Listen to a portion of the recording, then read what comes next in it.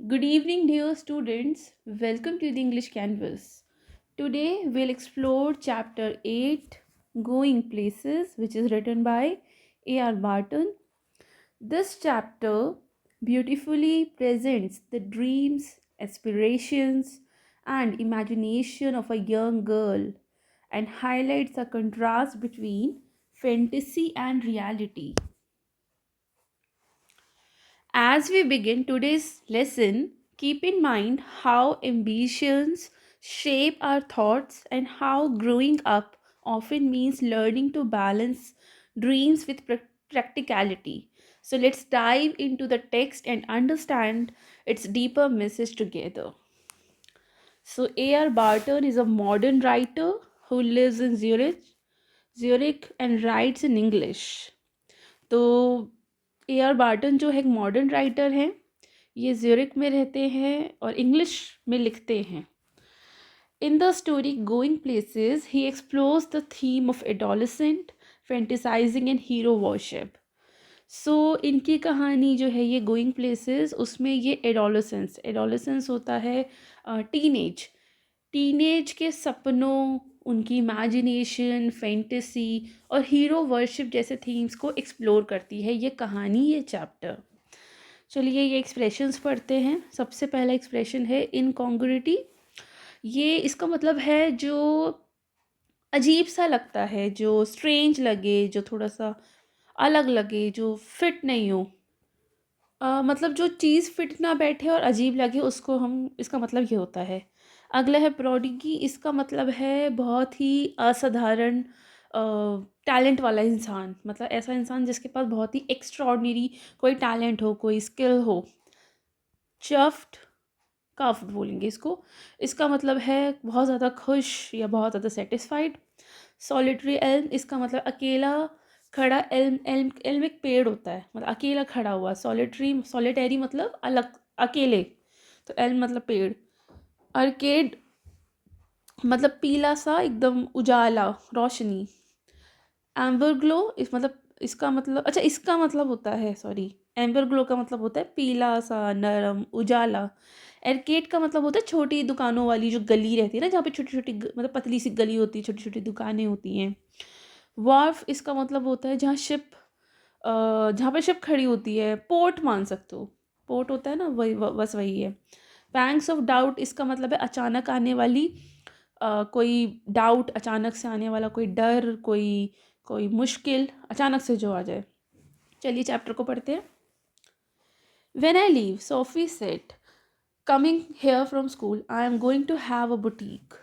अब स्कूल से घर आते हुए सोफ़ी कहती है कि जब वो स्कूल छोड़ देगी तो वो अपनी बुटीक खोलेगी, मतलब बुटीक का काम करेगी. बुटीक होता है एक ऐसी जगह जहाँ मतलब फ़ैशन शॉप कह सकते हो.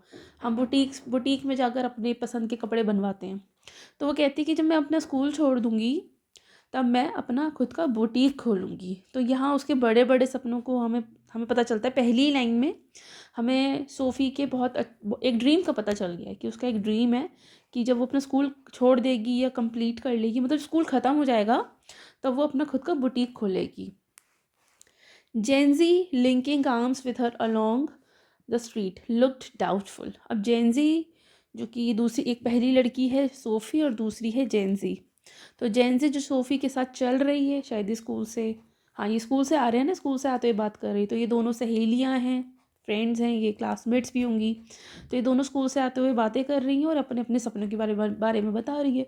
तो सोफ़ी अपना सपना बता रही है जेंजी अपनी फ्रेंड को कि जब मैं स्कूल छोड़ दूँगी, जब मेरा स्कूल कंप्लीट हो जाएगा तो मैं बुटीक खोलूँगी. और वो उसके साथ उसका हाथ पकड़ कर चल रही है, और मतलब वो उसका हाथ पकड़ के तो चल रही है, linking arms with her along the street, मतलब वो स्ट्रीट में उसका हाथ पकड़ के तो चल रही है, लेकिन वो थोड़ी सी डाउटफुल है. जेनजी थोड़ी सी डाउटफुल है सोफ़ी की ड्रीम को लेकर. लेकिन मतलब वो जेनजी जो है वो सोफ़ी के सपनों पर पूरा भरोसा नहीं करती कि क्या ये सच में अपना बुटीक कभी खोल पाएगी. तो वो थोड़ी डाउटफुल है. आगे पढ़ते हैं. Takes money so something like that. अब जेनजी कहती है कि बुटीक खोलने के लिए पैसे चाहिए होते हैं, मतलब टेक्स मनी. सोफ़ ये सोफिया को ही बोल रही है शॉर्ट में, सोफ़. वो बोलती है उसको कि भाई बुटीक खोलने के लिए पैसों की ज़रूरत होती है. तो ये जो जेनजी की थोड़ी सी प्रैक्टिकल है, रियलिटी में बिलीव करती है, ये सोफ़ी की तरह सपने नहीं देख रही है। इसको बोलती है कि पैसे चाहिए होंगे, मतलब वो सोफ़ी को रियलिटी याद दिला रही है कि पैसे भी चाहिए होंगे, ऐसे ही नहीं खुल जाएगा तुम्हारा बुटीक। अब सोफ़ी कहती है I will find it, SoFi said steering far down the street. SoFi कहती है कि भाई पैसे तो मिल जाएंगे, मैं ढूंढ लूँगी, मतलब मैं मैनेज कर लूँगी, और दूर सड़क की तरफ देखते हुए सपनों में खो जाती है। तो ये उसकी इमेजिनेशन और ओवर कॉन्फिडेंस को दिखाता है। Take you a long time to save that much. अब यहाँ पे जेंजी फिर से एक प्रैक्टिकल बात कहती है, मतलब प्रैक्टिकल तरीके से एक बात कहती है कि इतना पैसा जमा करने में तो तुम्हें बहुत समय लगेगा, लॉन्ग टाइम, मतलब it will take you a long time, एक लंबा समय लगेगा तुम्हें इतना पैसा जोड़ने के लिए कि तुम खुद का बुटीक खोल पाओ। Well, I'll be a manager then, yes, of course, to begin with, till I have got enough, but anyway, I know just how it is all going to look. अब सोफ़ी कहती है कि पहले वो manager बनेगी, फिर धीरे धीरे पैसे जमा करेगी, मतलब उसे लगता है कि सब कुछ बहुत आसान है, कि मतलब वो पहले मैनेजर, सीधा मैनेजर बन जाएगी वो, फिर वो पैसे जोड़ेगी। फिर सोफ़ी अपने बुटीक का डिज़ाइन, लुक, स्टाइल सब पहले से इमेजिन कर चुकी है। कहते ना कि मैं तो सब कुछ, मुझे पता है कि कैसे सब कुछ होगा, मतलब सोफ़ी अपने बुटीक का डिज़ाइन, लुक, स्टाइल सब पहले ही इमेजिन कर चुकी है। ये उसकी स्ट्रॉन्ग इमेजिनेशन को दिखाता है, ना, but anyway I know just how it's all going to look, मतलब मुझे पता है कि मैंने सब सोचा हुआ है कि कैसे क्या करना है। They wouldn't make you manager straight off Soph. अब यहाँ से फिर से जैनजी एक सच्चाई उसे बोल देती है कि तुम कभी भी सीधा मैनेजर तो नहीं बन सकती, मतलब कोई तुम्हें, मतलब वो लोग कोई भी तुम्हें सीधा मैनेजर तो नहीं बना देगा सोफिया। तो ये लाइन फैंटेसी वर्सेस रियलिटी का कॉन्ट्रास्ट दिखाती है। अब सोफ़ी कहती है कि आई विल बी लाइक मेरी क्वांट, सोफ़ी सेड। तो सोफ़ी अपना कंपैरिजन एक मैरी क्वांट नाम की एक इंसान से, एक लेडी से कर रही है। मैरी क्वांट एक बहुत ही फेमस फैशन डिज़ाइनर है, तो वो उसके लिए कह रही कि मैं भी मैरी क्वांट बन जाऊंगी। तो ये जो लाइन है, ये हीरो वर्शिप का एग्जाम्पल है। मैंने बताया था ना आपको कि ये हीरो वर्शिप के ऊपर है स्टोरी। तो ये अच्छा एग्जाम्पल है कि वो किसी की तरह बनना चाहती है, मतलब मेरी क्वांट की तरह बनना चाहती है। वो कहती है कि आई विल बी लाइक मेरी क्वांट। तो ये हीरो वर्शिप का बहुत अच्छा एग्जाम्पल है। I will be a natural, they will see it from the start. SoFi को लगता है कि उसमें नेचुरल टैलेंट है, वो नेचुरली टैलेंटेड है, और सब लोग उसे तुरंत पहचान लेंगे, मतलब ये उसका सेल्फ बिलीव दिखाता है। पर थोड़ा सा अनरियलिस्टिक भी है कि वो स्ट्रेटली, मतलब सीधा जाके वो ऐसे सिर्फ मैनेजर बन जाए सीधा। ये तो थोड़ा मूवीज़ में ही होता है ऐसा, मूवीज़ में, इन कहानियों में, इनमें ही होता है। रियल लाइफ थोड़ी सी हार्ड है, रियलिटी थोड़ी सी हार्श है, जिसे जेंजी समझती भी है। I have the most amazing shop this city is ever seen. अब सोफ़ी अपने बुटीक के लिए बोलती है कि ये शहर की सबसे बेस्ट शॉप बनेगी, मतलब मेरे पास जो बुटीक रहेगा वो इस शहर का सबसे बेस्ट बुटीक होगा।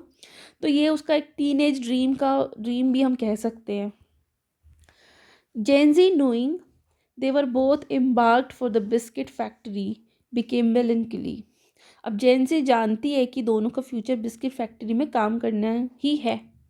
हो सकता है यहाँ पर कल्चर हो कि सब लोग बिस्किट फैक्ट्री में काम करते हैं, या हो सकता है इन दोनों की फैमिली के लोग उस बिस्किट फैक्ट्री में काम करते हो, तो इसको पता हो कि भाई हाँ, अब हमारे पास क्या ही काम है, हम तो बिस्किट फैक्ट्री करेंगे। अब जैसे किसी की फैमिली में खेती होती है, तो ये अंडरस्टूड रहता है कि घर के जो आने वाले बच्चे हैं, जो आने वाली जनरेशन है, वो भी खेती ही करेगी। तो जेनजी को पता है कि हमारा फ्यूचर तो यही है कि भाई हम तो बिस्किट फैक्ट्री में काम कर रहा है, जिससे वो थोड़ी सी मेलनकली हो जाती है, मतलब वो थोड़ी सी उदास हो जाती है। She wished Sophie's wouldn't say these things. अब जेंसी चाहती है कि सोफ़ी ऐसे अनरियलिस्टिक सपने ना कहे, अनरियलिस्टिक मतलब सपने ना देखे, वो ऐसी अनरियलिस्टिक चीज़ों को ना बोले वो, क्योंकि बाद में ना बहुत दुख होगा जब वो सपने पूरे नहीं होंगे, और जब उसके सपने पूरे नहीं होंगे तो दर्द तो होगा ना उसको। तो ऐसे सपने ना ही देखे तो ज़्यादा अच्छा है सोफ़ी के लिए, जेंसी ऐसा मानती है। When they reached Sophie Street, Jency said, "It's only a few months away now, Sophie, you really should be sensible." अब सोफ़ी का घर आ जाता है, तो जेंसी कहती है कि स्कूल ख़त्म होने ही वाला है, मतलब ये शायद अपने स्कूल के आखिरी ईयर में है, तो हो सकता है भाई अब तो स्कूल ख़त्म ही होने वाला है। तो बोलती है कि अब मतलब जब वो उसके घर पहुंच जाती है, सोफ़ी की स्ट्रीट पे पहुंच जाती है, तो जेंसी उसको कहती है कि भाई अब स्कूल ख़त्म ही होने वाला है, तो इसलिए सोफ़ी अब थोड़ी सी समझदार हो जाओ, सेंसिबल सेंसिबल हो जाओ, थोड़ी सी प्रैक्टिकल हो जाओ, तुम्हें थोड़ा प्रैक्टिकल हो जाना चाहिए। तो यहाँ पर हमने इतना जो पढ़ा है, हमने देखा कि कैसे यंग एज में सपने बहुत बड़े होते हैं, पर रियलिटी उन सपनों से टकरा जाती है। अब जैसे ये दो लड़कियां हैं, टीनेज लड़कियां हैं, एडोलेसेंस में हैं ये। सोफ़ी बहुत ही बड़े ड्रीम देख रही है, मेरी क्वांट से खुद को कंपेयर कर रही है, और वही जेंजी जो उसी की सेम एज की है, लेकिन वो रियलिटी को फेस कर कर चुकी है, मान चुकी है, उससे अग्री हो चुकी है। चलिए आगे पढ़ते हैं। They don't pay well for shop work, you know that your dad would never allow it.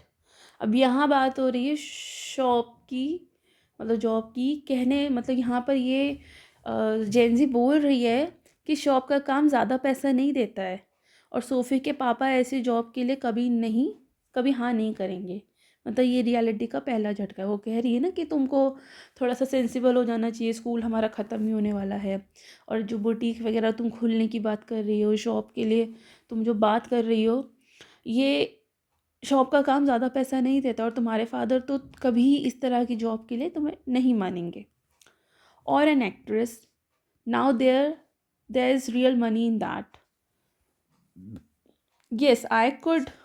Yes, and I could maybe have the boutique on the side.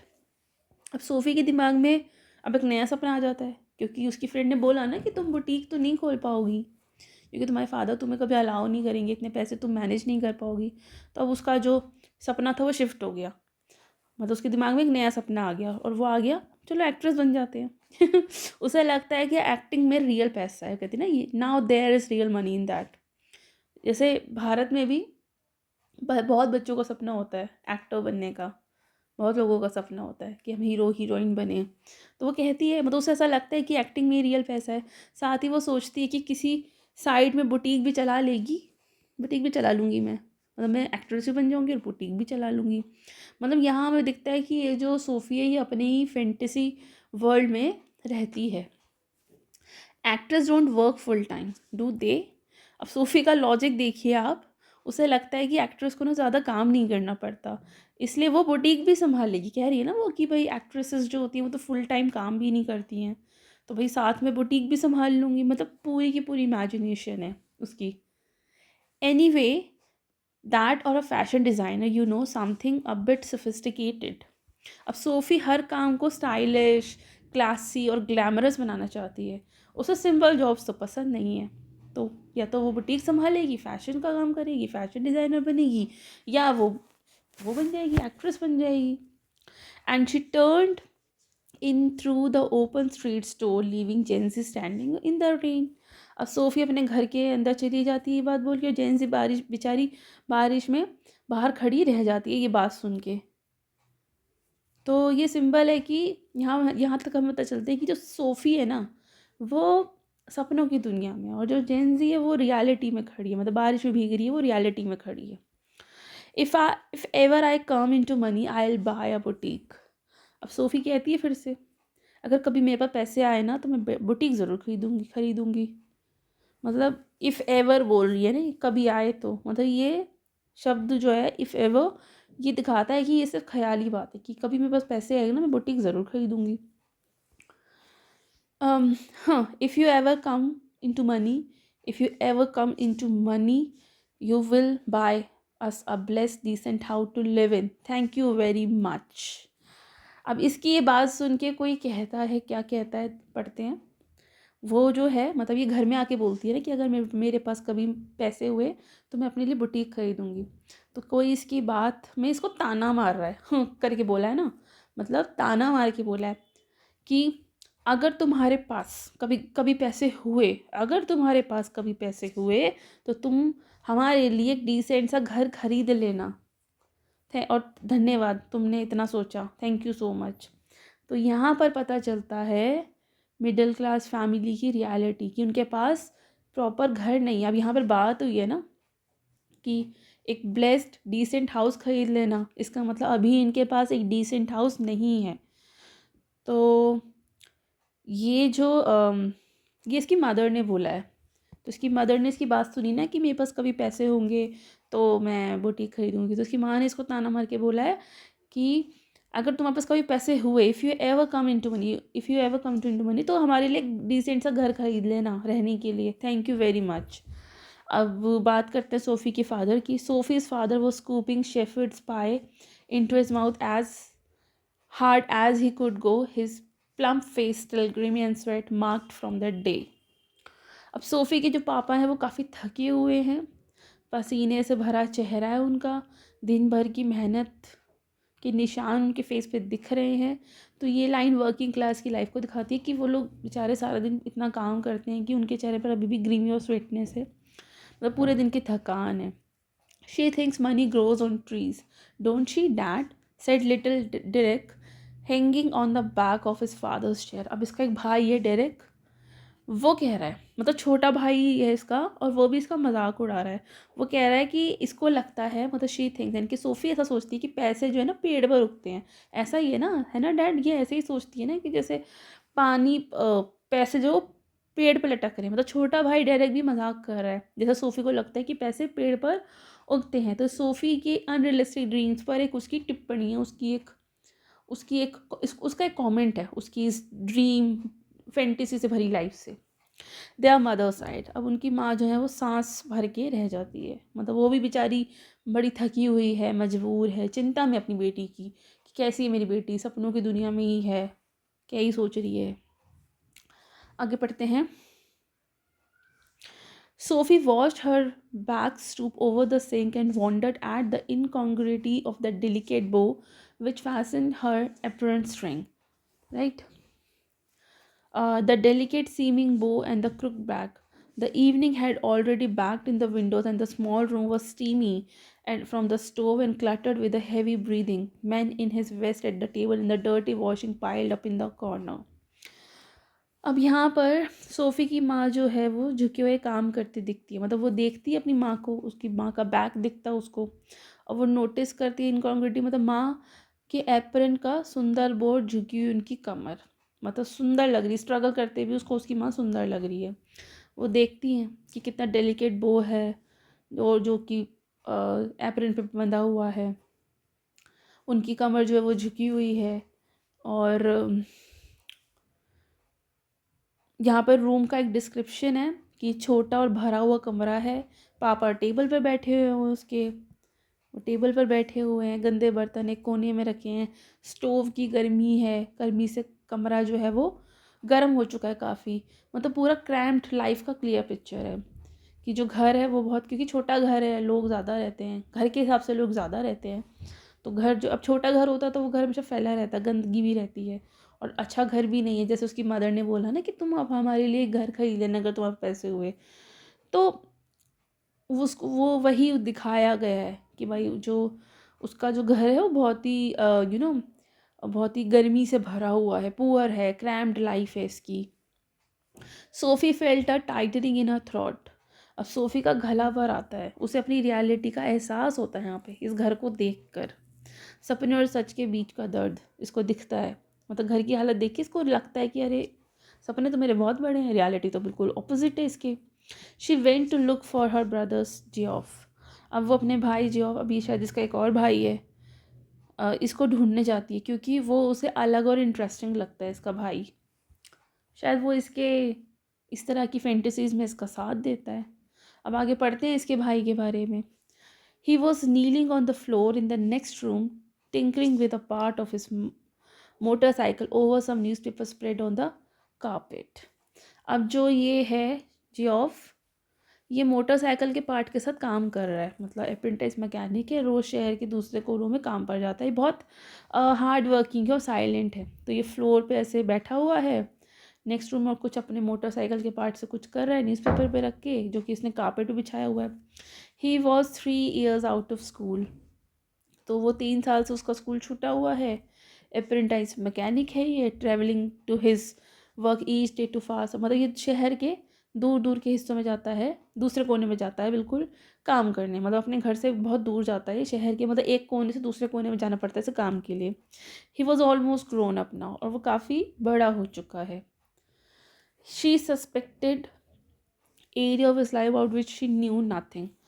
तो जो ये सोफ़ी है, ये उसकी लाइफ के कुछ एरिया को सस्पेक्ट करती है जिन्हें वो नहीं जानती है, about he which he never spoke, क्योंकि वो साइलेंट रहता है, हार्ड वर्किंग तो है लेकिन साइलेंट रहता है। तो भाई उसको सस्पेक्ट भी करा किया था इसने, लेकिन इसको कुछ ज़्यादा पता नहीं चला। He said little at all ever voluntarily, वो बस कभी कभी बोलता है। जियोफ जो है ना, वो ज़्यादा बोलता नहीं, कभी कभी बोलता है। और तो उससे अपनी बातें, उससे उसकी बातें निकलवाना बहुत मुश्किल है, जैसे ज़मीन से पत्थर निकालना। Words has to be prised out of him like a stones out of the ground, मतलब वो उससे बातें निकलवाना इतना मुश्किल है जैसे कि ज़मीन में से पत्थर निकालना। And she was jealous of his silence, SoFi को जियोफ की इस खामोशी से हमेशा जेलसी होती है। उसको लगता है कि जो जियोफ की दुनिया काफ़ी मिस्टीरियस और एक्साइटिंग है, जिसके बारे में सोफ़ी को नहीं पता। मतलब वो उन प्लेसेस पे जाता है जहाँ सोफ़ी कभी नहीं गई। तो वही इस चैप्टर का थीम है, गोइंग, मतलब जो नाम है इस चैप्टर का वो भी यही है, गोइंग प्लेसेस। तो मतलब सोफ़ी अपने भाई की उन जगहों के बारे में जानना चाहती है जहाँ उसका भाई जाता है, लेकिन वो नहीं गई कभी। When he was not speaking it was though he was away somewhere out there in the world in those places she had never been. तो वो बस यही बोल रहे हैं कि वो बड़ी जेलस है उससे। उसे लगता है कि ये ऐसी ऐसी जगहों पर जाता है जहाँ पर कभी ये खुद नहीं गई, whether they were only the outlying district of the city or places beyond the surrounding country who knew। तो मतलब वो जगह कुछ कोई भी हो सकती है, लेकिन हाँ मतलब ये नहीं जा पाई है, इसलिए इसको थोड़ी जलन होती है। तो गोइंग प्लेसेस इसलिए इस चैप्टर का नाम है। तो अब तक हमने देखा कि इस चैप्टर में हमें मिडिल क्लास लाइफ की रियलिटी हमें दिखाई गई, सोफ़ी के बड़े सपने दिखाए गए, लेकिन उसको कहीं ना कहीं घर आके रियलिटी तो समझ में आती है। हीरो वर्शिप की यहाँ पे बात हुई है, इमेजिनेशंस की बात हुई है। चलिए आगे पढ़ते हैं। So they attend a special fascination simply because they were unknown to her and remain out of her reach. तो सोफ़ी शहर के बाहरी इलाकों में, शहर के बाहर के देशों के बारे में सोचती है कि पता नहीं कैसी जगह ये जाता होगा, कितनी इंटरेस्टिंग वो जगह होगी। ये जगहें उसके लिए बहुत ज़्यादा मिस्टीरियस है और फैसिनेटिंग भी है, क्योंकि वो कभी वहाँ गई नहीं है, क्योंकि वो जगह उन्हें पता नहीं है कि कहाँ जाता है, उसकी पहुँच से बाहर है। तो जो चीज़ें दूर होती है ना, वो ज़्यादा अट्रैक्टिव लगती है। ये बात तो बिल्कुल सच है। तो ये कभी गई नहीं, इसलिए वो जगह इसको अट्रैक्टिव लगती है। हो सकता है वो जगह बहुत बेकार हो, क्या पता। Perhaps there were also people, exotic, interesting people of whom he never spoke. It was impossible. Though he was quiet, he was quiet and did not make new friends easily. अब सोफ़ी सोचती है कि शायद जो जहाँ ये जाता है ना, इसका भाई जॉफ जहाँ जाता है ना, वो लोग, वो वहाँ के जो लोग हैं बहुत ही इंटरेस्टिंग है, बहुत ही एग्जॉटिक है। मतलब वो सोचती है कि उसका जो भाई है उसकी ज़िंदगी में बहुत ही अलग, बहुत ही ख़ास और अलग टाइप के लोग हैं जिनके बारे में वो कभी बात ही नहीं करता है। तो जियोफ की साइलेंस उसे और इंटरव्यूइंग लगती है। She long to know them, Sophie दिल से चाहती है कि वो भी उन लोगों के बारे में जाने और जियोफ की दुनिया का हिस्सा बने। She wish she could be admitted more deeply into her brothers affections and that someday he might take her with him। So SoFi चाहती है कि जियोफ उसे और ज़्यादा अपना समझे, अपनी बहन के साथ एक बहुत ही अच्छा क्लोज रिलेशनशिप बनाए, ताकि वो उसे कभी कभी अपने साथ ले जाए। मतलब भाई बहन का इमोशनल बॉन्ड बने, जिससे कि वो उस पर इतना ट्रस्ट करे कि वो जिन जगहों पे वो जाता है उन जगहों पर सोफ़ी भी जाए। देख रहे हो आप इस लड़की की इमेजिनेशन, बेचारा इतना मेहनती लड़का है, मैकेनिक वाला काम करता है, और उसको क्या लग रहा है। दो their father forbade it and Geoff never expressed an opinion, she knew he thought her too young। अब उसके फादर ने तो भाई मना किया हुआ है कि भाई ऐसे कहीं नहीं जाना, और जियोफ ने खुद भी कुछ नहीं कहा, पर सोफ़ी जानती है कि जियोफ उसे भी छोटी समझता है। मतलब यहाँ एज बैरियर है, बस इसलिए वो उसे लेके नहीं जाता, लेकिन अगर वो बड़ी हो जाएगी तो वो जा सकती है। And she was impatient, SoFi बहुत ही इम्पेशेंट है इस चीज़ के लिए, उसे जल्दी से बड़ा होना है, क्योंकि उसे जल्दी से दुनिया देखनी है। ये तो सब बच्चों के साथ होता है, तो इसके साथ भी ऐसा ही हो रहा है। She was conscious of a vast world out there waiting for her and she knew instinctively that she would feel as at home there as in the city which had always been her home. So SoFi को लगता है कि एक बड़ी सी दुनिया है जो उसका इंतज़ार कर रही है, जहाँ वो बिल्कुल अपने घर जैसा महसूस करेगी और वो दुनिया बहुत ही अच्छी होगी, बहुत ही फैंटास्टिक होगी। मतलब उसके जो ड्रीम है ना, तो फुल ऑन स्पीड पे चल रहे हैं। उसको लगता है कि जो दुनिया है वो उसका इंतज़ार कर रही है बस उसके बड़े होने का, बस वो जल्दी से बड़ी हो जाए और जाके उस दुनिया से दुनिया को मिले, दुनिया को देखे। She expectantly awaited her arrival. अब यहाँ ये इस लाइन से पता चलता है कि सोफ़ी को लगता है जैसे दुनिया खुद उसे बुला रही है, मतलब प्योर इमेजिनेशन है कि दुनिया उसके इंतज़ार में खड़ी है। She saw herself riding there behind Geoff. Sophie अपने सपनों में देखती है कि जियोफ के साथ बाइक पर जा रही है घूमने, जैसे फिल्मों का सीन हो। मतलब ये लड़की बहुत ही फुल ऑन इमेजिनेशन में है। He wore new shining black leathers. She a yellow dress with a kind of cape that flew out behind. Hmm, अब अपनी इमेजिनेशंस में वो देखती है कि जियोफ ने ना, मतलब ये बाइक पर बैठ के जा रही है अपने भाई के साथ दुनिया घूमने, और उसने मतलब वो खुद को भी मतलब देख रही है उसमें और अपने भाई को भी देख रही है। वो देखती है कि जो जियोफ है उसने स्टाइलिश ब्लैक लेदर जैकेट पहना है और सोफ़ी ने येलो कलर की ड्रेस पहनी है जिसके पीछे केप उड़ रही है, राइट। और मतलब फुल सिनेमैटिक फैंटेसी है। And there was the sound of roars as the world rose to greet them.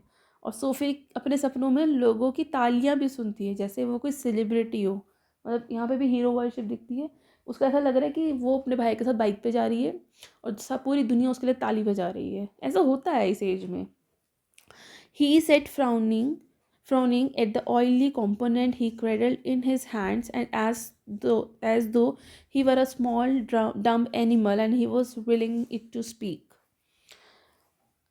अब यहाँ पर उसका सपना टूट जाता है क्योंकि जो जियोफ है वो असल में मोटरसाइकिल का पार्ट पकड़ के बैठा है और उसे घूर रहा है, जैसे वो बोल पड़े, ऐसे घूर रहा है कि तुम यहाँ कर क्या रही हो, वो ऐसा बोलना चाह रहा है। मतलब यहाँ पर वो अपने सपने से बाहर आती है और देखती है कि उसका भाई उसे घूर रहा है कि वो कर क्या नहीं है यहाँ पर, और उसके हाथ में एक वो पड़ा हुआ है, एक मोटरसाइकिल का पार्ट पकड़ के बैठा है, बिल्कुल बस डम एनिमल की तरह उसे देख रहा है।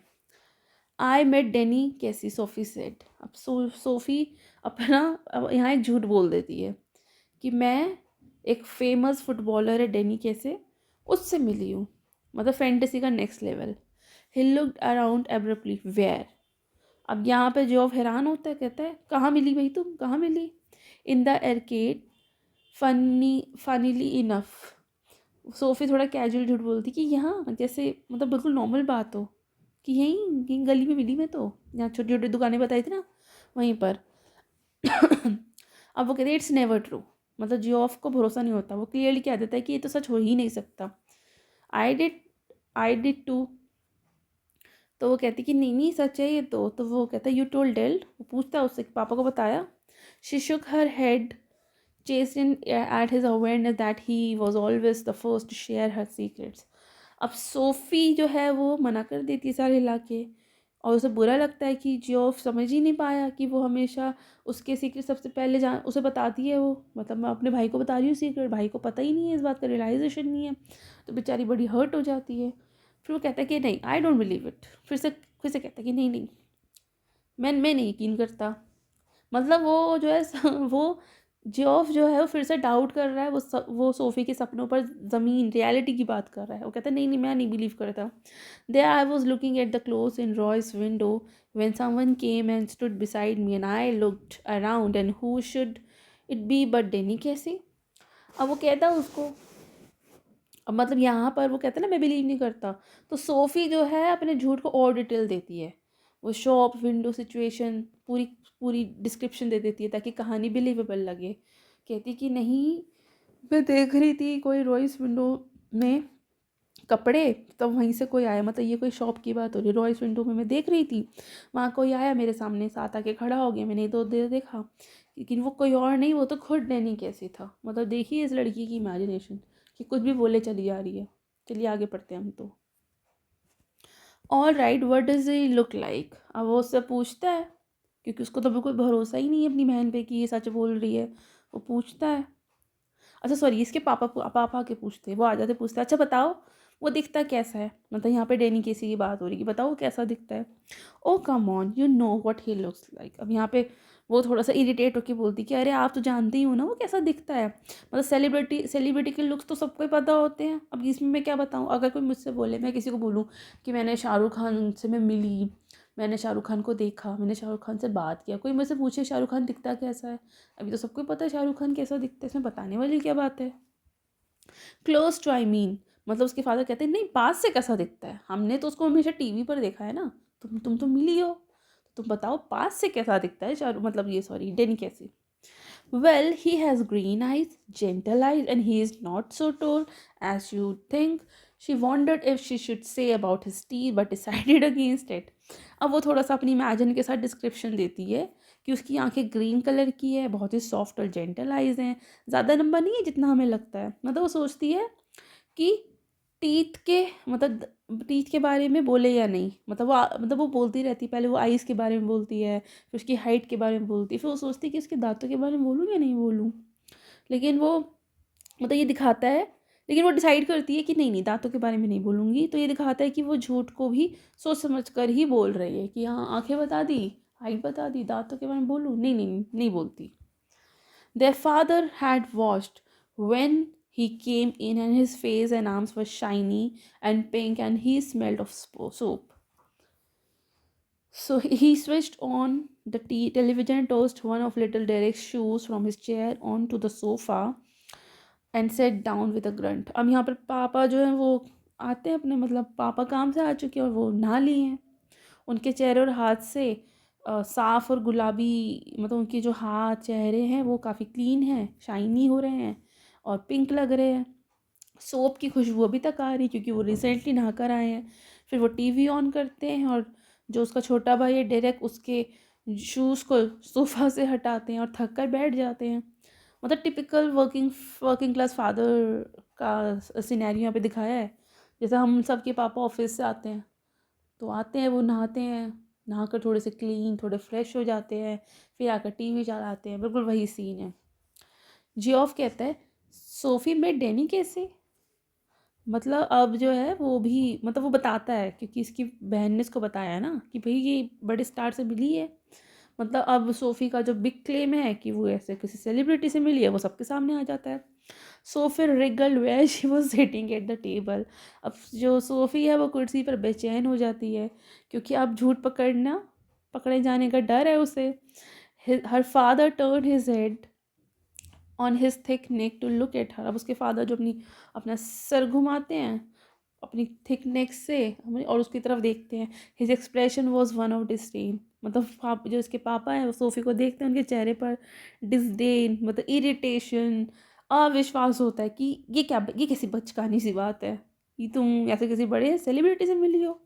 मतलब वो बहुत ही डिसडेन में उसको देखते हैं कि ये क्या फालतू की बात तुम कर रही हो, बचकानी सी बातें कर रहे हो। It's true Geoff said, वो कहता है कि मतलब वो सोफ़ी का अपनी बहन का साथ देता है, कह रही सच है, मतलब भाई बहन की बॉन्डिंग बन गई है बढ़िया वाली। I once knew a man who had known Tom Finney, his father said reverently to the television, but that was a long time ago. अब पापा अपनी अपनी यूथ की बात करते हैं, जैसे उन्होंने भी एक बार एक फेमस फुटबॉलर से कनेक्टेड आदमी को जाना था, पर कहते हैं कि वो तो बहुत पहले की बात है, ओल्ड ओल्ड मेमोरीज बता रहे हैं। यू टोल्ड अस, जियोफ कहता है कि हाँ हाँ आपने बताया था। कैसी might be that good someday, वो कहते हैं कि हाँ शायद कैसी भी एक दिन उतना अच्छा हो जाए। मतलब तुम जिससे मिले हो, मतलब फादर कह रहे तुम जिससे मिले वो इतना अच्छा नहीं है, मैं जिससे मिला था वो ज़्यादा फेमस था, टॉम फिनी जिसका नाम है। Better than better than that even he is the best. अब सोफी थोड़ी इमोशनल हो जाती, कहती है और थोड़ा एग्जैजरेट होकर बोलती है नहीं वही सबसे बेस्ट है। मतलब यहाँ अभी हीरो वर्शिप क्लियरली दिख रही है। If he keeps his head on his shoulder, if they look after him properly, a lot of distraction for a youngster in the game these days. अब पापा थोड़ी सी रियलिस्टिक बात कहते हैं कि अगर वो ज़मीन से जुड़ा रहे, डिस्ट्रैक्शन से बचे और सही गाइडेंस ले, तभी सक्सेसफुल होगा। मतलब जैसे ये अब बड़े लोग सलाह दे रहे हैं ये भी दे रहे हैं। he'll be all right, he is with the best team in the country। कहता हाँ वो ठीक है, वो अच्छा करेगा और वो इस देश की अच्छी बेस्ट टीम के साथ है। He is very young yet. अब फादर बोलते हैं कि अभी वो काफ़ी छोटा है। He is older than I am. Sophie कहती है, तुरंत जवाब देती है, नहीं वो मुझसे तो बड़ा है।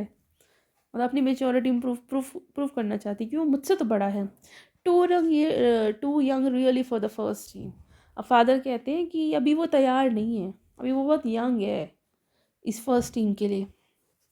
You can't argue with that sort of ability. अब जियो बीच में बोल पड़ता है कि इतनी टैलेंट के सामने आर्ग्यूमेंट नहीं होता, इतने सॉर्ट ऑफ एबिलिटी पे आर्ग्यू नहीं कर सकते हम। He is going to buy a shop, Sophie said from the table. अब सोफी ना अब अपने बुटीक के जो ड्रीम था उसको डेनी केसी से जोड़ देती है, जिससे उसका झूठ और भी बड़ा हो जाता है। वो कहती है कि वो ना एक शॉप खरीदने वाला है। अब फादर जो है वो, her father grimaced, where are you hear that. अब वो बोल दें कि मतलब वो फिर सवाल करते हैं कि तुम्हें कैसे पता, तुमने कहाँ सुना कि वो शॉप ले रहा है या जो भी है। मतलब उनका जो शक है और गहरा हो जाता है। ही टोल्ड मी सो। वो कहती कि मतलब वो सीधा झूठ बोल देती है बिना डरे कि उसने मुझे बताया। So he muttered something inaudible and dragged himself around his chair. अब फादर थोड़ा सा कुछ बोलते हैं, कुछ मटर करते हैं, वो इनऑडिबल होता है, समझ नहीं आता, और वो खुद को उस चेयर पर ड्रैग करके बैठ जाते हैं। This is another of you wild stories. और कह देते हैं, मतलब यहाँ पे फादर पूरी तरह से इरिटेट हो जाते और कहते हैं कि ये तुम्हारी एक और हवाई कहानी, एक तुम्हारा ख्याली पुलाव है। मतलब फादर समझ गए कि बेटी झूठ बोल रही है। तो ये रियलिटी वर्सेस फैंटेसी का फाइनल क्लैश है। तो हमने देखा कि सोफ़ी कितनी ओवर इमेजिनेटिव है। मिडिल क्लास फैमिली है ये, पेरेंट्स का प्रैक्टिकल अप्रोच यहाँ देखने को मिला, और सोफ़ी के सपने और झूठ हमें देखने को मिले। मतलब सपना देखना अच्छा है, लेकिन रियलिटी से दूर जाकर सपना देखना बहुत बहुत बेकार है। आप सपने देखिए, लेकिन रियलिटी को इग्नोर मत कीजिए, और उन सपनों को पूरा करने के लिए मेहनत कीजिए। सपने देखिए और उन्हें पूरा कीजिए। ये नहीं कि बस आप आँख बंद करके सपना, आप सपना देखिए, आँख खोल कर देखिए, और उसको पूरा करने के लिए दिन रात मेहनत कीजिए, तो वो सपना पूरा होगा। नहीं तो वो फैंटेसी बन के रह जाएगी। She met him in the arcade, Geoff said, and told him how it had been. अब यहाँ पर जियोफ अपने फादर को बताता है कि सोफ़ी ने यहीं यहीं इसी एरिया में मतलब उससे देखा है, डेनी केसी को देखा है, और वो पूरी कहानी सुनाता है। One of these days you are going to talk yourself into a lot of trouble, her father said aggressively. अब ये बात सुन के सोफ़ी के पापा गुस्से में आ जाते हैं और कहते हैं कि एक दिन तुम अपनी बातों से खुद को मुसीबत में डाल लोगी सोफ़ी। मतलब यहाँ पापा को सोफ़ी की कहानी पर, मतलब जो उसके फादर, उसको सोफ़ी की कहानी पर रत्ती पर भरोसा नहीं है। Geoff knows it's true don't you Geoff. अब वो कहती है, मतलब वो जो पापा जियोफ से पूछते हैं कि जियोफ जानता है ये सच है ना, मतलब जियोफ को प्रेशर में लाते हैं। ही don't believe you though he would he would like to. अब वो कहते हैं कि जियोफ तुम्हारी, मतलब ये वो बोलती है ना सोफ़ी कि जियोफ जानता है सच है ना, जियोफ तुम जानते हो ना। तो पापा कहते हैं कि जियोफ तुम्हारी बात पर यकीन नहीं करता। हाँ वो करना चाहता ज़रूर, लेकिन करता नहीं है। अब जियोफ यहाँ कन्फ्यूज़ है, पूरा बिलीव कर भी नहीं पा रहा है, कैसे करेगा। चलिए आगे पढ़ते हैं। The table lamp, the table lamp cast an amber glow across her brother's bedroom wall and across the larger poster of United's first team squad and the row of colored photographs beneath, three of them of the young Irish prodigy Cassie. अब room का description है कि एक lamp की पीली रोशनी है, वो जो उसकी जो लैम्प की पीली रोशनी वो दीवार पर पड़ रही है, उसके भाई के बेडरूम वॉल पे पड़ रही है, और दीवार पर एक वो लगा हुआ है, यूनाइटेड फर्स्ट टीम का स्क्वाड का एक बड़ा सा पोस्टर लगा है, वहाँ पर रोशनी पड़ रही है। तो वहाँ पे कुछ रॉफ कलर फोटोग्राफ्स भी हैं उसके नीचे, और उसमें 3 यंग आयरिश पीरियोडिकी, जिसमें से एक कौन है, डेनी केसी। मतलब ये दिखाता है कि सोफ़ी का भाई फुटबॉल का दीवाना है, डेनी केसी उसका हीरो है, और शायद यही वजह है कि उसने ऐसे बोल दिया कि मैं तो तुम्हारे फेवरेट प्लेयर से मिली थी, क्योंकि उसको ऐसा शायद ऐसा लगता है, ये तो आगे क्लियर हो जाएगा, कि अगर मैं उसको ऐसा बोलूँगी तो जियोफ मुझे उन जगहों पे लेके जाएगा जहाँ वो घुस जाता है। शायद ये तरीका उसको अपने करीब लाने का, अपने भाई से एक अच्छा बॉन्ड बनाने का, ताकि वो उसे उन जगहों पे ले जाए जहाँ वो खुद जाता है। तो अब यहाँ पर ये रीज़न है, अगर आपको क्वेश्चन आए ना कि वो उसने झूठ क्यों बोला, तो ये रीज़न वो है कि भाई वो फ़ैन है डैनी केसी का, इसलिए उसने बोल दिया तुम्हें पता है मैं डैनी केसी से मिली। अब जैसे किसी को ऋतिक रोशन पसंद है और आप उससे दोस्ती करना चाहते हो, तो आप कह दीजिए उसको मैं तो ऋतिक रोशन से मिला हूँ, पता है मेरे पास तो उसका फ़ोटोग्राफ भी है उसका मेरे साथ। तो ऑटोमेटिकली वो इंसान आपसे बात करेगा, आपसे दोस्ती कर लेगा। Promise you will tell no one, Sophie said. अब सोफी अपने भाई से कहती है प्रॉमिस करो तुम किसी को नहीं बताओगे इस बारे में कि मैं डैनी केसी से मिली थी, क्योंकि ना उसको डर है कि कहानी एक्सपोज ना हो जाए कि तो झूठ है, क्योंकि जब बाहर जाएगी जब बात तो वो और खुलेगी, तो सच आने के चांसेस हैं। Nothing to tell. तो जियोफ कहता है कि बताने लायक है भी क्या, कि किसी को मैं क्या बताऊंगा। मतलब इस लाइन से पता चलता है कि जियोफ को भी डाउट है अपनी बहन पर कि ये झूठ बोल रही है। Promise Geoff dad had murdered me, dad would murdered me. वो बोल देती है, मतलब एग्जैजरेशन में कहती है कि प्रॉमिस करो तुम किसी को नहीं बताओगे, नहीं तो पापा मुझे मार डालेंगे, मतलब पापा बहुत गुस्सा करेंगे। Only if he thought it was true. अब यहाँ पे जियो थोड़ा सरकास्टिक टोन में कहता है सिर्फ तब जब उन्हें लगे कि ये सच है। प्लीज़ जियो, मतलब रिक्वेस्ट कर रही है यहाँ पे सोफ़ी। तो ये उसकी नर्वसनेस को भी दिखा रहा है। Christ Sophie you are still at school, Casey must have strings of girls. अब वो उसे कहता है कि सोफ़ी तुम अभी भी स्कूल में ही हो, डैनी केसी जैसे फुटबॉल के पास बहुत लड़कियां होंगी। तो वो सोफ़ी की कहानी को अनरियलिस्टिक मानता है। No he doesn't. सोफ़ी तुरंत बोलती नहीं नहीं ऐसा नहीं है। यहाँ सोफ़ी का ब्लाइंड एडमिरेशन दिखता है। he could he sorry how could you know that he jeered। अब यहाँ पे जो ताना मार रहा है, तुम्हें कैसे पता कि नहीं नहीं वो ऐसा नहीं, तुम बोल रही हो ना, कैसे तुम्हें कैसे पता। he told me that's how। SoFi कहती क्योंकि उसने मुझे खुद बताया। यहाँ तो यहाँ सोफ़ी की इमेजिनेशन और ज़्यादा स्ट्रांग हो जाती है। as if anyone would tell a girl something like that। अब जॉब थोड़ा यहाँ मजाक उड़ाता है कि जैसे कोई लड़का किसी लड़की को ये सब बताएगा ना कि वो ऐसा नहीं है, उसके पास बहुत सारी लड़कियाँ नहीं हैं। Yes, he did, and he is not like that. He is quiet। वो कहती है he is quiet। वो कहती है, मतलब सोफी अपने हीरो को डिफेंड करती है कि वो डैनी केसी को सिंपल और शांत दिखाती है, जो असल में उसकी एक fantasy, not as quite as all that apparently. जियोस सरकास्टिकली बोलता है इतना भी शांत नहीं लगता वो, रहने दो, he is not as quite as all that, right. It was nothing like that, Geoff. It was me spoke first. When I saw who it was, I said, "Excuse me, but aren't you Danny Casey?"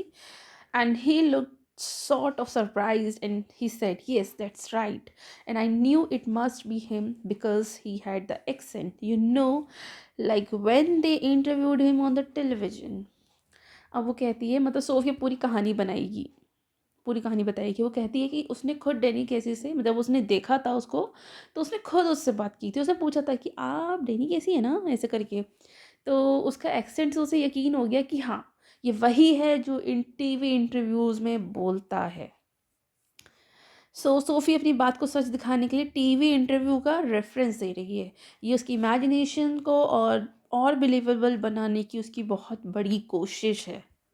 SoFi बहुत ही imaginative nature की है। Reality और fantasy के बीच का कोई difference नहीं है इस लड़की के पास। तो मिडिल क्लास लड़की है ये, इसके लाइफ के सपने बहुत बड़े, जिसमें से ये भी है कि डैनी केसी से उसकी दोस्ती हो जाए, राइट। चलिए आगे बढ़ते हैं। So I asked him for an autograph for the little Derek, but neither of us had any paper or a pen। अब सोफ़ी कहती है कि उसने डैनी केसी से अपने छोटे भाई डेरेक के लिए भी ऑटोग्राफ मांगा था, लेकिन उसके पास कोई पेपर पेन नहीं था, तो नहीं ले पाई वो। मतलब यहाँ हम देखते हैं कि सोफ़ी बहुत ही ज़्यादा डिटेल्ड झूठ बोल रही है, कहानी बना रही है और रियल दिखाने के लिए इतनी सारी चीज़ें ऐड कर रही है कि मैंने तो अपने भाई के लिए भी ऑटोग्राफ मांगा था, बट वहाँ पेपर पेन नहीं था ना, इसलिए। So then we just talked a bit about the clothes in Royce window. So वो कहती है कि उसके बाद फिर दोनों ने बहुत ही नॉर्मल सी बात की, और शॉप की जो ये शॉप है जिसके बाहर वो मिला था रॉयस विंडो, तो वहाँ पर हमने कपड़ों के बारे में बात की शॉप के। सो ये कॉन्वर्जेसन को बहुत ही कैजुअल और बिलीवेबल बनाता है। He seem lonely after all, it's a long way from the west of Ireland. अब सोफ़ी को लगता है कि डैनी केसी अकेले अकेला महसूस कर रहा था क्योंकि वो आयरलैंड से बहुत दूर इंग्लैंड में था। तो यहाँ सोफ़ी उसके साथ इमोशनल कनेक्शन फ़ील करती है। And then just as we going he said, अब सोफ़ी बताती कि जाते जाते डैनी ने कहा कि अगले हफ्ते मिलेगा। If he would care to meet him next day he would give me an autograph, then of course I said I would. अब वो बताते हैं कि उसने जाते जाते उसे कहा कि वो अगले हफ्ते मिलेगा और ऑटोग्राफ देगा। तो ये बात सोफ़ी की फैंटेसी का सबसे स्ट्रॉन्ग पॉइंट है। और सोफ़ी ने भी नेचुरली बोल दिया यस, मतलब मैंने हाँ कह दिया, of course I said I would, मतलब हाँ मैं बिल्कुल मिलूँगी। उसके लिए सपना सच लगने लगा। As if he would ever show up. अब फिर से जो ऑफिस को ताना मारता है कि जैसे वो सच में आएगा। अब यहाँ पे रियलिटी वर्सेस इमेजिनेशन का क्लियर क्लैश है। You do believe me now don't you. अब वो थोड़ा इनसिक्योर के पूछती है कि अब तो तुम मुझे मेरी बात पे यकीन कर रहे हो ना, मुझ पे बिलीव कर रहे हो ना मुझ पे बिलीव। तो ये उसकी नीड फॉर वैलिडेशन को दिखाता है कि मतलब भाई मेरी बात पे यकीन कर लो, प्लीज़ कर लो। मतलब वैलिडेशन चाहिए उसको अपने भाई से। He dragged his jacket which was shiny and shapeless from the back of the chair and pushed his arms into it. She wished he paid more attention to his appearance, wished he cared more about clothes. अब Geoff अपनी हंसी और बेकार सी, sorry, Geoff अपनी बहुत ही बेकार सी, बासी सी, बहुत ही बहुत पुरानी सी शेपलेस जैकेट पहनता है। सो फिर सोचते कि जियोफ अपनी अपीयरेंस पर ध्यान नहीं देता, कैसे बेकार से कपड़े पहन लेता है। तो यहाँ सोफ़ी का अपर क्लास ड्रीम्स दिखता है कि हमें अच्छे कपड़े पहनने चाहिए। सोफ़ी अपने भाई को देखती है, सोचती है कि ये टॉल है, ये हैंडसम है, और यहाँ उसका इमेजिनेटिव जो है और रोमांटिक नेचर सामने आता है उसका। वो देखती है कि वो tall with a strong dark face, कि मतलब ये तो वाकई में काफ़ी हैंडसम है। Handsome she thought. It is the unlikeliest thing I ever heard, he said. तो मतलब जब वो फिर जी ऑफ क्लियरली बोलता है सबसे अनबिलीवेबल बात है जो मैंने सुनी है। मतलब उसको सोफ़ी की कहानी में बिलीव नहीं हो रहा। चलिए आगे पढ़ते हैं। On Saturday they made their weekly pilgrimage to watch United. अब हर सैटरडे को फैमिली फुटबॉल मैच देखने जाती है, जैसे कि कोई रिलीजियस रिचुअल हो, कोई पिलग्रिमेज हो, जैसे लोग रिलीजियस जगहों पे जाते हैं ना, विद फैमिली मंदिर वगैरह जाते हैं, ऐसे ये लोग हर सैटरडे मैच देखने जाते हैं। SoFi and her father and little Derek went down near the goal. Geoff as always went with his mates higher up. अब जोफी उसके सोफ़ी उसके फादर और छोटा भाई डेरेक चले जाते हैं नियर द गोल, और जियोफ जो है वो हमेशा अपने फ्रेंड्स के साथ जाता है, हमेशा की तरह। United won 2-0 and Casey drove in the second goal, a blend of innocence and Irish genius, going round the two big defenders on the edge of the penalty area, with her father screaming for him to pass and beating the hesitant goalkeeper from a dozen yards. Sophie glowed with pride afterwards. George was ecstatic. अब क्या होता है कि United team जीत जाती है। डेनी कैसी बहुत ज़बरदस्त गोल करता है, इससे कैसी का जो हीरो इमेज है वो और स्ट्रॉन्ग हो जाता है। अब उसको जीतता हुआ देख देख के, क्योंकि भाई वो तो मिली भी है ना अपनी इमेजिनेशन में से, सोफ़ी और घर से चमक उठती है, जैसे कैसी उसका अपना हो, कोई अपना दोस्त हो, कोई उसका बहुत अच्छा हो। अब मैच के बाद जियो बहुत खुश होता है कि भाई मैच जीत गए ना वो लोग। फुटबॉल उन दोनों के बीच में कॉमन इंटरेस्ट है, जियोफ और सोफ़ी के बीच में कॉमन इंटरेस्ट है। I wish he was an English man, someone said on the bus. अब कोई बस में कहते हैं काश वो इंग्लिश होता, मतलब नेशनल प्राइड दिखता है यहाँ पर। Ireland will win the World Cup, little Derek told his mother when Sophie brought him home. Her father was gone to the pub to celebrate. अब छोटा जो भाई है इसका डेरेक, वो मासूमियत से कहता है कि आयरलैंड वर्ल्ड कप जीत जाएगा, मतलब इनोसेंट ऑप्टिमिज्म है। और फिर जब सोफ़ी उसको घर ले आती तो अपनी मदर से ये बात बोलता है, और फिर उसके जो फादर हैं वो इस जीत की खुशी में पब चले जाते हैं, जैसे टिपिकल वर्किंग क्लास लाइफ है उनकी। अब फिर से जेंजी आ गई, जो शुरू में थी ना इसकी फ्रेंड, अब वो वापस आ गई। What's this you have been telling, जेंजी सेड नेक्स्ट वीक, कि ये क्या बात फैला रही हो तुम, किससे मिली थी तुम? इसको पता चल गया है इसका मतलब। जेंजी पूछती कि तुम कौन सी बातें फैला रही हो, मतलब बिल्कुल प्रैक्टिकल फ्रेंड होकर पूछ रही क्या बातें फैला रही हो भाई तू, ऐसे पूछा ऐसे। मतलब सोफ़ी का राज अब सब जगह फैल चुका है। इसका मतलब ये है, यहाँ से अब सोफ़ी के लिए टेंशन हो जाएगी। अबाउट व्हाट, किस बारे में? Your Geoff told our Frank you met Danny Casey. अब योर जॉफ मतलब तुम्हारा भाई जॉफ मेरे भाई फ्रैंक को बताया था उसने कि तुम डेनी कैसे से मिली हो। तब ये घबरा जाएगी। This was not an accusation, just Jansie being nosy, but Sophie was startled. अब जैनसी तो सिर्फ क्यूरियस है कि क्या तुम सच में मिली थी, ये तुमने बात जो बताई है तुम्हारे भाई ने मेरे भाई को बताई है, तो क्या ये बात सच है? लेकिन सोफ़ी तो बेचारी घबरा जाती है, कहती अच्छा वो बात, कहती है Joji frown sensing she was covering yes that. अब जोजी समझ जाती है कुछ कवर कर रही, कहती है हाँ हाँ वही वही बात। सोफ़ी झूठ पर झूठ बोलती जा रही है क्योंकि अपनी फैंटेसी को वो नहीं छोड़ रही। वो कहती है yes well yes I did, कहती हाँ मैं बिल्कुल मिली थी उससे। चलिए आगे पढ़ते हैं। You never did, Jansie exclaimed. अब जैनसी बहुत हैरान होते हुए कहती है सच में? तो तुम नहीं मिली कभी उससे, मतलब उसे सोफ़ी की बात झूठ लग रही है। SoFi glared at the ground, dam that Geoff, this was a Geoff thing not a जेंसी thing. अब यहाँ पर जो जो सोफ़ी जो है वो ज़मीन की तरफ घूर कर देखती है। ये उसकी गिल्ट और नर्वसनेस को दिखाता है कि वो ज़मीन को देख रही है। और उसको ना अपने भाई जियोफ पर गुस्सा आता है। वो सोचती है कि ये बात सिर्फ मेरी और जियोफ की थी, जेंजी को नहीं बतानी थी, क्योंकि वो चाहती थी ये सीक्रेट रहे, क्योंकि झूठ थी ना, तो इसलिए भी चाहती थी सीक्रेट रहे। अगर मान लो मैं अमीर होना चाहती हूँ और मैं किसी को बोल दूँ मैं बहुत अमीर हूँ, तो ये बात मैं चाहूँगी ना कि वो किसी तीसरे को ना बोले, क्योंकि ये बात फैलेगी तो झूठ पकड़ा जाएगा। बस वही चीज़ है। It was meant to be something special just between them. वो कहती है कि ये सोफ़ी के लिए डेनी केसी से मिलना एक स्पेशल और प्राइवेट फेंसिटी थी। जैसे मतलब ये हमारे बीच ही रहनी थी, समथिंग सीक्रेट सीक्रेट रहनी थी। It was not a Gen Z kind of thing at all. ये जेंजी जैसे प्रैक्टिकल लोगों को बताने लायक बात तो वैसे भी थी ही नहीं। ऐसा सोच रही है ये जेंजी, सॉरी सोफ़ी, कि क्यों बताया इसको, ये तो बहुत प्रैक्टिकल है, तो वैसे भी नहीं मानेगी। ये तो मेरी वो बुटीक वाली बात, एक्ट्रेस बनने वाली बात को भी नहीं मानती, तो इस बात को कैसे मानेगी? उसको क्यों बताया? ये हम दोनों भाई बहन के बीच की बात थी। Tell Goki Jane say something like that, and the whole neighborhood would get to know it. Damn, that Geoff was nothing sacred.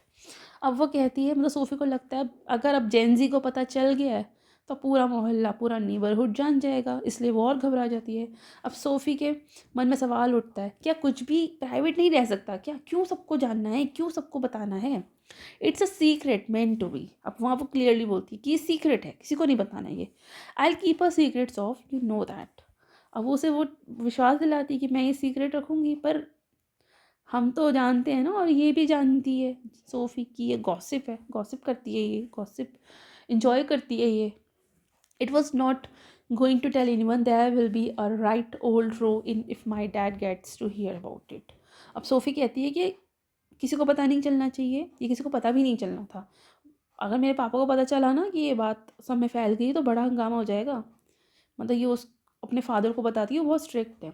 Gen Z blanked a row, है ना, there will be a right old row if my father gets to hear about a row, I have thought if he had be cowed as anything.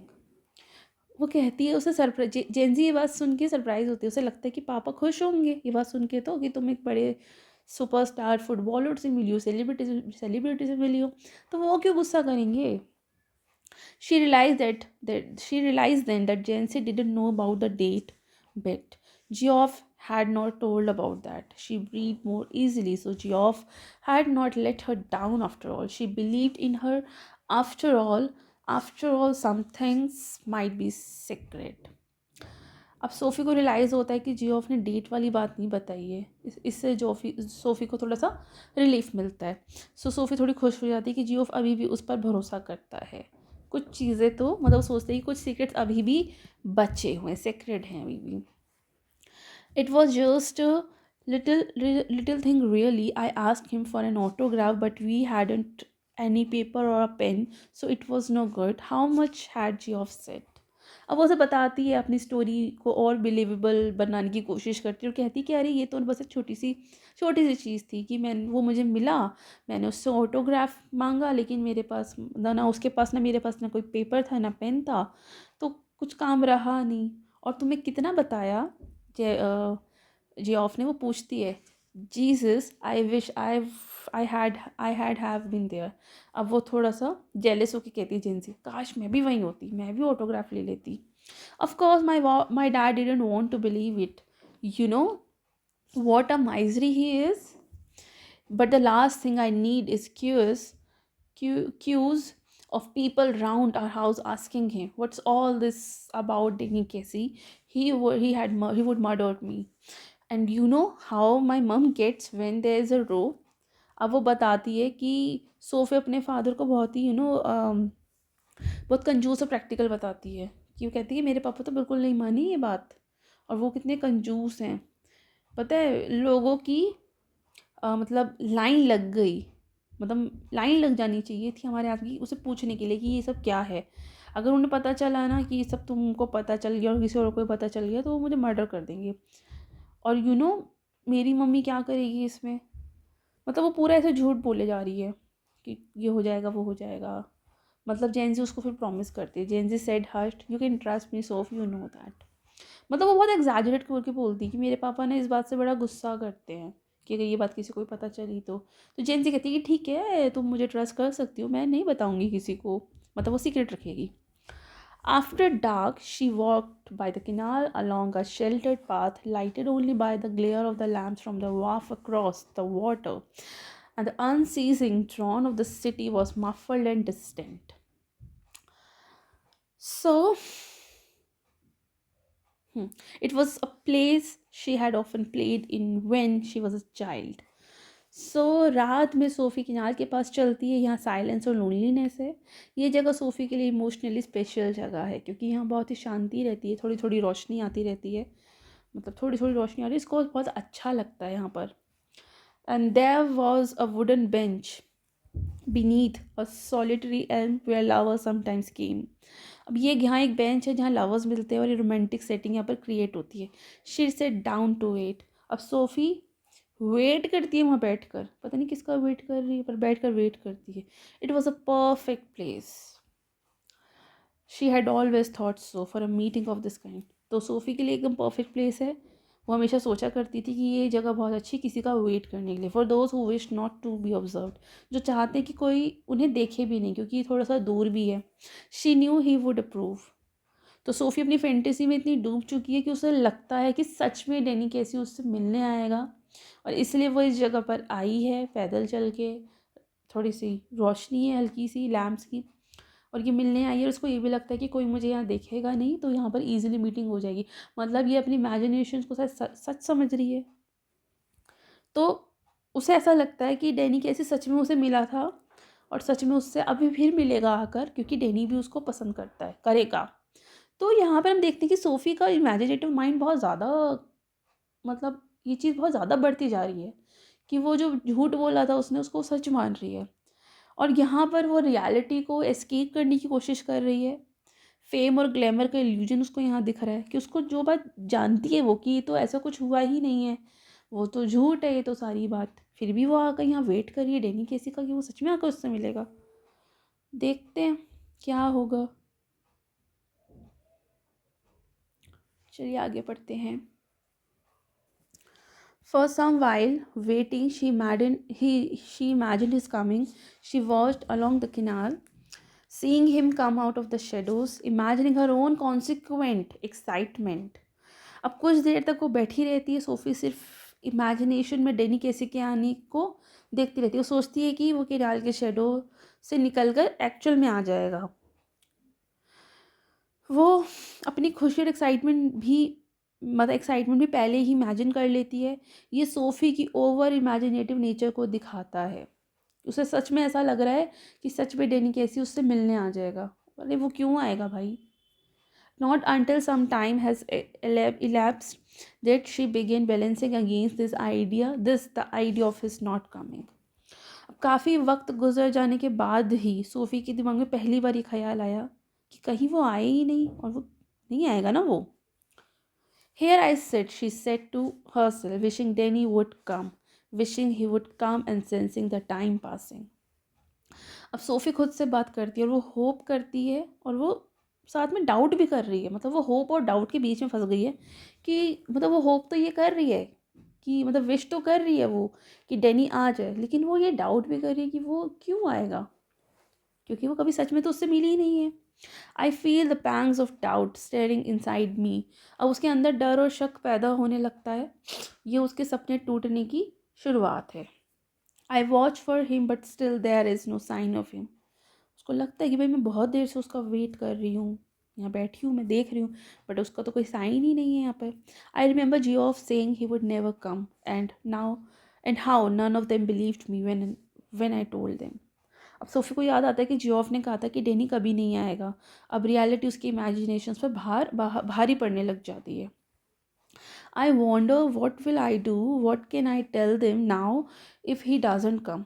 वो सोचती है कि भाई अगर वो नहीं आया, मतलब वो घबरा गई है कि वो ये सोचती है कि अगर वो नहीं आया तो मैं सबको क्या कहूँगी।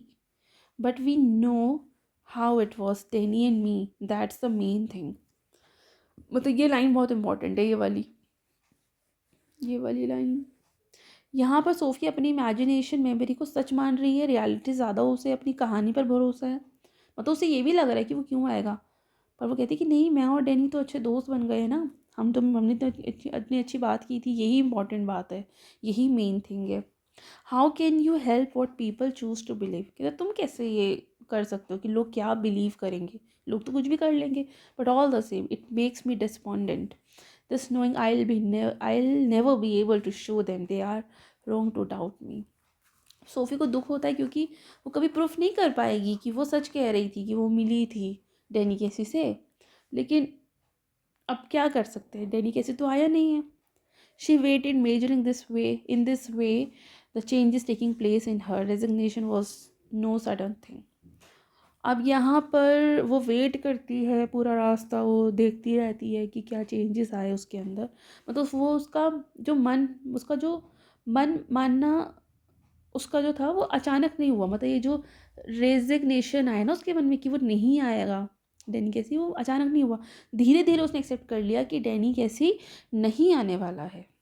Now become sad she thought. अब यहाँ पर सोफी रियलाइज़ करती है कि वो उदास हो चुकी है, तो ये सैडनेस एक बोझ की तरह उस पर आ गई है। And it is a hard burden to carry this sadness, और बड़ा मुश्किल है उसके लिए सैडनेस को कैरी करना। Sitting here waiting and knowing he will not come, I can see the future and how I have to live with this burden. अब वो फिर भी वेट कर रही है, सिटिंग हेयर वेटिंग, और उसको पता है कि वो नहीं आएगा, और उससे फ्यूचर दिख रहा है, और उसको दिख रहा है कि वो कैसे रहेगी इस बर्डन के साथ कि डैनी कैसे उससे मिलने नहीं आया। दे ऑफ कोर्स विल डाउट मी, कि हाँ लोग तो मुझे डाउट करेंगे ही, मेरी बात को नहीं मानेंगे, एज ऑलवेज डाउटेड मी, क्योंकि वो हमेशा मुझ पर डाउट करते हैं। But I will I will have to hold up my head remembering how it was. तो मतलब वो अपने फ्यूचर को इमेजिन कर रही कि लोग हमेशा उस पर शक करेंगे, और उसे उसी के साथ अब जीना पड़ेगा। और वो कहती है कि पर मुझे तो अपना मतलब मुझे तो ये सब करना ही पड़ेगा, मतलब मुझे तो इस रियलिटी से जीना पड़ेगा कि डैनी कैसी नहीं आएगा। Already I envisage the slow walk home and Geoff disappointed face when I tell him he didn't come that Danny. And then he will fly out and slam the door, but we know how it was. I shall tell myself, Danny and me, it's a hard thing, this sadness. अब वो imagine कर लेती है, और घर जाते ही उसको काफ़ी शर्म और डिसअपॉइंटेड हो जाती है, वो शर्म आती है उसको। अब जब वो घर जाती है तो धीरे धीरे चल के जाती है, और जियोफ का डिसअपॉइंटेड फेस उसको उसको बता देता है कि भाई नहीं आया, वो नहीं आया डैनी। इस बात से वो भी बेचारा डिसअपॉइंट हो जाता है, और डोर को स्लैम करके चला जाता है, और कहता है कि मुझे तो पता था कि क्या है, मैंने तो कहा था। और ये बहुत ही मतलब ये सेंटेंस उसकी डिफीट को दिखाता है कि उसका सपना टूट चुका है। फिर से वही बात, सोफ़ी अपनी इमेजिनेशन ट्रूथ को पकड़ कर रहती है। मतलब ये सेल्फ डिसेप्शन है। She climb the crumbling steps to the street. अब क्रम्बलिंग स्टेप्स का मतलब है कि सोफ़ी का टूटा हुआ इमोशनल वर्ल्ड। ये crumbling steps to the street, ये एक फ्रेज़ है जिसका मतलब है कि टूटा हुआ इमोशनल, मतलब इमोशनल जो दुनिया है वो टूट रही है, मतलब जो विश्वास था वो टूट रहा है। अब वो धीरे धीरे वो धीरे धीरे चल रही है, वो बड़ी उदास हो गई है। Outside the pub she passed her father's bicycle propped against the wall and was glad he would not be there when she got home. अब उसके फादर पब में है, सोफ़ी खुश है कि चलो वो घर पे नहीं मिलेंगे, तो कन्फ्रंटेशन से बच जाएगी वो। जब उसके वो जाएगी तो मतलब जब वो घर पहुंचेगी उसके अपने घर, तो वो नहीं मिलेंगे। अब वो जा ही रही होती, अच्छा वो गई नहीं है घर पे, वो ऐसे सोच रही थी कि जब मैं घर जाऊंगी तो डैनी नहीं आएगा, तो फिर क्या ही होगा, मतलब जो उसका भाई है वो भी डिसअपॉइंट हो जाएगा। अब वो धीरे धीरे जा रही थी, तभी कोई आ जाता है, excuse me but aren't you Danny Casey हैं, ये कौन बोला। मतलब ये लाइन फिर से रिपीट होती है।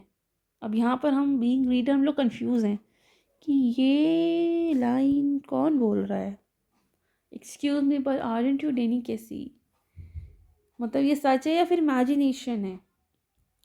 Coming through the arcade she pictured him again outside Royce, तो ये सिर्फ इमेजिनेशन है, वो आर्केड में फिर से उसी सीन को इमेजिन करती क्योंकि डेनी कैसी नहीं आया है।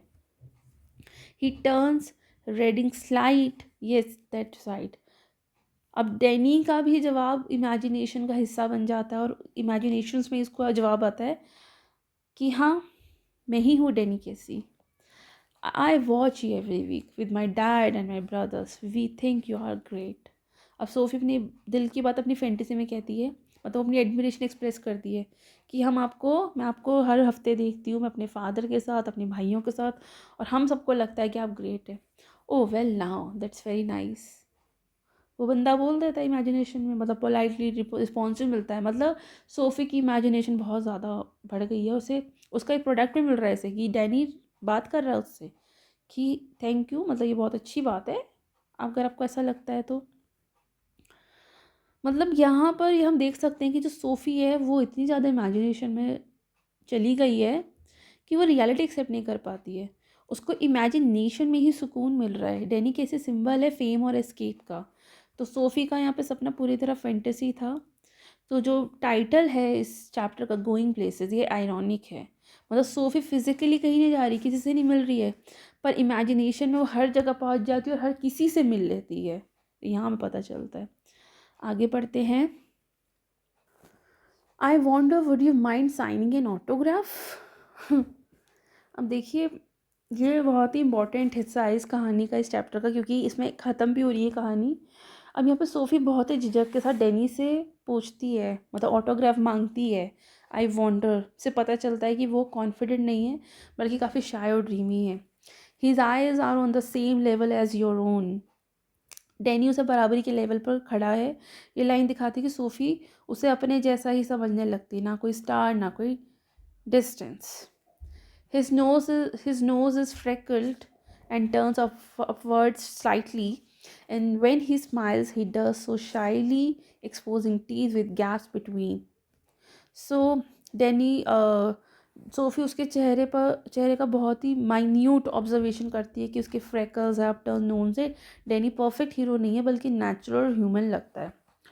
उसकी आंखें ग्रीन है और जब उसका डैनी का स्माइल कॉन्फिडेंट नहीं है बल्कि थोड़ा शर्मीला है, मतलब सोफ़ी उसे इनोसेंट देख रही है, और उसके दांतों के बीच में गैप है, तो डैनी को और भी रियल और इम्परफेक्ट बनाता है कि सोफ़ी के लिए ये चार्म है। उसकी आंखें ग्रीन है, ग्रीन आई स्पार्कल कर रही है, when he look straight at you they seem to shimmer, तो उसकी ग्रीन आंखें जब सोफ़ी की तरफ देखती हैं तो चमकती है, तो ये सोफ़ी की रोमांटिक इमेजिनेशन का पीक है। They seem gentle almost afraid like a gazelles, तो डैनी की आंखें बिल्कुल हिरनी गेजल जैसी, हिरनी जैसी बताई गई है, जेंटल सॉफ्ट और नॉन एग्रेसिव, राइट। तो ये कंपैरिजन डैनी के इनोसेंट जीनियस, मतलब डैनी को इनोसेंट जीनियस बना देता है।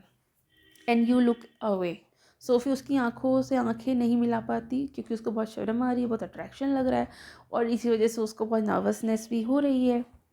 You let his eyes run over you a little, SoFi सोचती है कि डैनी उसे देख रहा है, ये उसकी सीक्रेट विश है एडमायर्ड होने की, कि डैनी कैसे उसको एडमायर करे, उसे बहुत प्यार से देखे।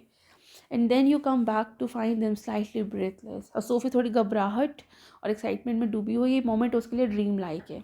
And he says I don't seem to have a pen at all, अब डैनी के पास पेन नहीं है, ये लाइन फ्यूचर में आने वाले एक्सक्यूज़ और डिले का हिंट है। You realise you haven't either, Sophie के पास भी पेन नहीं है, मतलब दोनों के पास कुछ भी नहीं है जो इस मोमेंट को रियल बना सके, तो ये सब एक इमेजिनेशन ही है। My brothers will be very sorry you say. तो सोफ़ी जियोफ और डेरेक का नाम लेती कि वो चाहती है कि डैनी उसे फैमिली के थ्रू याद रखे। And afterwards, you wait there alone in the arcade for a long while, standing where he stood, remembering the soft melodious voice, the shimmer of green eyes. फिर सोफ़ी वहाँ अकेली खड़ी रहती है, ये उसकी लोनलीनेस और अटैचमेंट को दिखाता है। वो डैनी की जगह खड़ी होती है, जैसे उससे उसके करीब रहना चाहती हो, और डैनी की आवाज़ भी उसके लिए म्यूज़िक बन जाती है, बिल्कुल मेलोडियस लगती है उसको वॉइस। उसकी आंखों की ग्रीन ग्रीन आंखों की शिमर उसको याद आती है। No taller than you, no older than you. Sophie उसे अपने जैसे समझती है, ना कि कोई सुपरस्टार डिस्टिल, ना कोई power gap, the prodigy, the innocent genius. मतलब डैनी को गिफ्टेड और प्योर सोल के रूप में देखा गया है। ये सोफ़ी का आइडलाइज्ड हीरो है ये, द ग्रेट डैनी कैसी। मतलब यही कॉन्ट्राडिक्शन है कि एक तरफ ऑर्डिनरी, दूसरी तरफ ग्रेट। तो ये सोफ़ी की इमेजिनेशन का कमाल है। और फिर से ये बेचारी चली जाएगी अपनी फैंटेसी में। And she saw it all again last Saturday, saw him ghost pass the lumbering defenders, heard the 50,000 catch their breath as he hovered momentarily over the ball, and then the explosion of sound as he struck it crisply into the goal, the sudden thunderous eruption of exultant approbation. फिर SoFi फिर से अपनी fantasy में चली जाती है। Danny defenders के बीच में जादू की तरह निकल जाता है। स्टेडियम के क्राउड सांस रोक लेता है, टेंशन एक्साइटमेंट का पीक होता है। लगता है कि जैसे डैनी जो है वो बॉल के ऊपर उड़ रहा हो।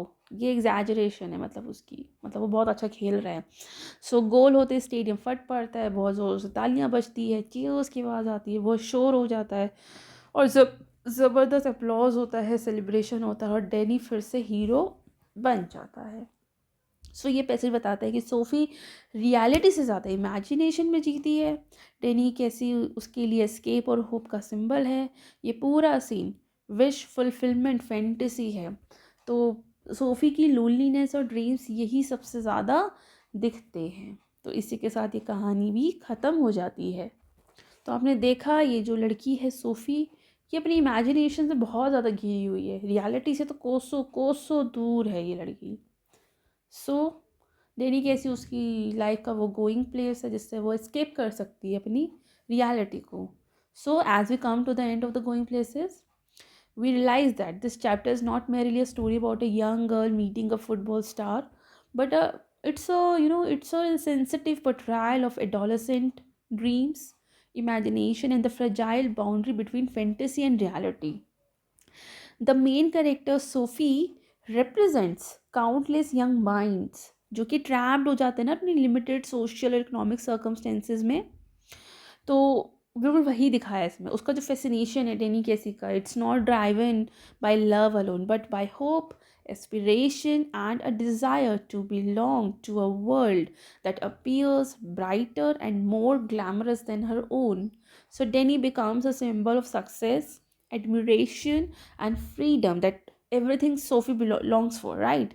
So एंड में हमने देखा कि बहुत ही डिटेल्ड डिस्क्रिप्शन मिला हमें डैनी के अपेयरेंस का, सोफ़ी के इमोशनल रिस्पॉन्सेस का, जो कि रिवील करता है कि कैसे imagination, like how imagination can intensify ordinary moments into extraordinary experiences. However, this imagination also isolates Sophie as others around her. उसके आसपास बहुत लोग हैं, लेकिन ये इमेजिनेशन उसको सबसे अलग कर रही है। जैसे उसकी फ्रेंड है सोफ़ी, उसके सॉरी सोफ़ी तो खुद है, वो जेंजी उसकी फ्रेंड है, उसके फादर, उसके दोनों भाई, उसकी mother, they all are remain grounded in reality except Sophie. So the contrast between Sophie's dreamy world and the practical outlook of others highlights a central theme of the story, right? So dreams can, at last I just want to say that dreams can inspire, but जब आप reality से detached हो जाए उन सपनों की वजह से, तो दे मे लीड टू डिसअपॉइंटमेंट। बिल्कुल सच बात है। आप सपने देखिए लेकिन रियलिटी को मत भूलिए। अगर आपका सपना आपको रियलिटी से दूर कर रहा है ना, तो वो आगे चलकर आपको डिसअपॉइंटमेंट ही देगा, right? So this chapter ends on a note of anticipation and emotional vulnerability. Sophie's waiting by canal symbolizes not just her hope for Danny's arrival, but also her silent confrontation with doubt, disbelief, and loneliness. So, this chapter gently prepares us for inevitable conflict between illusion and truth, reminding us that growing up often involves learning to balance dreams with realism. So, at last, at the end, I just want to say that Going Places is a powerful exploration to this adolescent mind, its innocence, its yearning, its tendency to romanticize life. It urges readers to reflect on how dreams shape identity while also cautioning against losing oneself entirely in fantasy. Thank you so much for being here. If you found this class insightful, helpful, then don't forget to share it with your friends and classmates. Don't forget to like this video and subscribe to the channel for more such videos and explanations. Thank you so much. Good night.